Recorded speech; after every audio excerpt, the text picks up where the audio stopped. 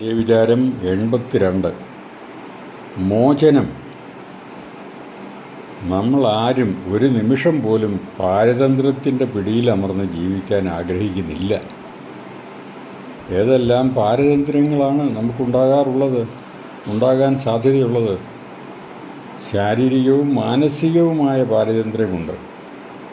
ശാരീരികമായ പാരതന്ത്ര്യം മിക്കവാറും രോഗങ്ങൾ മൂലമോ മറ്റു കാരണങ്ങളാലോ ഉണ്ടാകാവുന്ന അവശതകൾ മൂലമാണ്. മാരാരോഗങ്ങളിൽ നിന്ന് മുക്തി നേടാൻ കഴിയില്ലല്ലോ. എന്നാൽ ചികിത്സ ചെയ്ത് ഭേദമാക്കാൻ കഴിയുന്ന രോഗങ്ങളിൽ നിന്ന് മോചനം പ്രാപിക്കാൻ സാധിക്കും. അപകടങ്ങളിൽപ്പെട്ട് ശരീരാവയവങ്ങൾ തളർന്നു പോയാൽ നമ്മൾ പരാശ്രിതരായെന്ന് വരും. ഇതും ഒരുതരം പാരതന്ത്ര്യമാണ്. വാർദ്ധക്യത്തിലെത്തി ഉണ്ടാകുന്ന അവശതകളും നമ്മളെ പരാശ്രിതരാക്കിയെന്ന് വരും. ഇതെല്ലാം ശാരീരികമായ പാരതന്ത്ര്യങ്ങളാണ്. ഇവയിൽ നിന്ന് മോചനം നേടുന്നതിന് നമ്മൾ ആഗ്രഹിക്കും, തീർച്ചയാണ്. അതിനായിട്ട് പരിശ്രമിക്കുകയും ചെയ്യും. വൃദ്ധരായ മാതാപിതാക്കളെ ഉപേക്ഷിക്കുന്ന മക്കളുടെ സംഭവകഥകൾ നാം നിത്യേന മാധ്യമങ്ങളിൽ കാണാറുണ്ട്.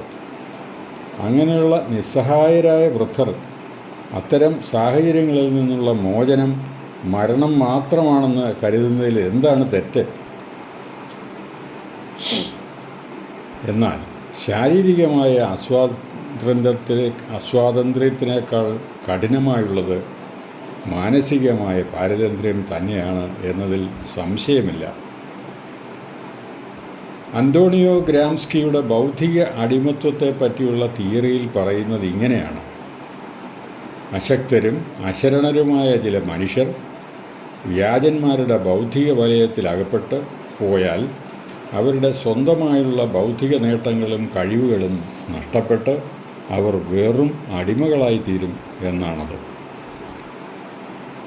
ഇതൊരു ശോചനീയമായ അവസ്ഥയാണ്. പാരതന്ത്ര്യത്തേക്കാൾ കഠിനമാണ്. ഇതിൽ നിന്ന് മോചനം ആഗ്രഹിക്കാത്തവർ ആരാണ്? പക്ഷേ എളുപ്പമല്ല ഇതിൽ നിന്നുള്ള മോചനം. ചില അപ്രസക്തമായ രാഷ്ട്രീയ പ്രത്യയശാസ്ത്രങ്ങളിൽ അവയുടെ അടിമകളായി ജീവിക്കുന്നവർ അനവധിയാണ്.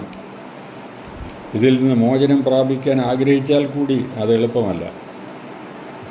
രാഷ്ട്രീയ നേതാക്കളുടെ ബൗദ്ധിക അടിമകളായ അണികൾ അവർക്ക് വേണ്ടി വിടിപണി ചെയ്ത് സ്വന്തം ജീവിതം തന്നെ നശിപ്പിക്കുന്നു. കഷ്ടം. അതുകൊണ്ട് നമ്മുടെ മനസ്സിനെയും ബുദ്ധിയെയും ഒരളവിൽ കൂടുതൽ സ്വാധീനിക്കാൻ നമ്മൾ ആരെയും അനുവദിച്ചുകൂടാ. പ്രത്യയശാസ്ത്രങ്ങൾ അനവധിയാണ്. അവയ്ക്കെല്ലാം ഗുരുക്കന്മാർ എന്ന് സ്വയം അവകാശവാദം ഉന്നയിക്കുന്നവരുണ്ട്. അവരുടെ ആരുടെയും അടിമകളായി തീരാതെ സൂക്ഷിക്കണം. സ്വാതന്ത്ര്യത്തേക്കാൾ വിലയേറിയ ഒരു സമ്പത്ത് വേറെയില്ല. അതിൻ്റെ സുഖമൊന്ന് വേറെയാണ്. കൂട്ടിലടച്ച കിളിയും ചില നേരമെങ്കിലും കൂടുവിട്ട് പറന്നകലാൻ കൊതിക്കും. കെട്ടഴിച്ചു വിട്ടാൽ നമ്മൾ വളർത്തുന്ന പൈക്കൾ ചിലപ്പോൾ പച്ചപ്പുല്ല് തേടി അങ്ങ് ദൂരേക്ക് പോയെന്നിരിക്കും. പിന്നെ അവറ്റയുടെ പിറകെ ഓടിയാൽ ചിലപ്പോൾ പിടികിട്ടാൻ പ്രയാസമാണ്. സ്വാതന്ത്ര്യത്തിൻ്റെ ശുദ്ധവായു അത്രയ്ക്ക് ആസ്വാദ്യകരമാണ്. സ്വന്തം മക്കളെപ്പോലും രക്ഷകർത്താക്കൾ തങ്ങളുടെ ബൗദ്ധിക അടിമകളാക്കാൻ ശ്രമിക്കരുത്, ഒരുങ്ങരുത്. മുടിയനായ പുത്രൻ്റെ കഥ അറിയാമല്ലോ. ജുവനൈൽ ഡെലിങ്ക്വൻസി പോലെയുള്ള പല മാനസിക വൈകല്യങ്ങളുടെയും അടിസ്ഥാനപരമായ കാരണം ഇതാണ്. രക്ഷിതാക്കൾ ഹിറ്റ്ലർമാരായതാണ് കാരണം. സ്വന്തം കുഞ്ഞുങ്ങളെപ്പോലും തങ്ങളുടെ ആശയങ്ങൾ അടിച്ചേൽപ്പിക്കരുത്. അല്ലെങ്കിൽ അവർ മോചനം ആഗ്രഹിച്ചെന്നിരിക്കും.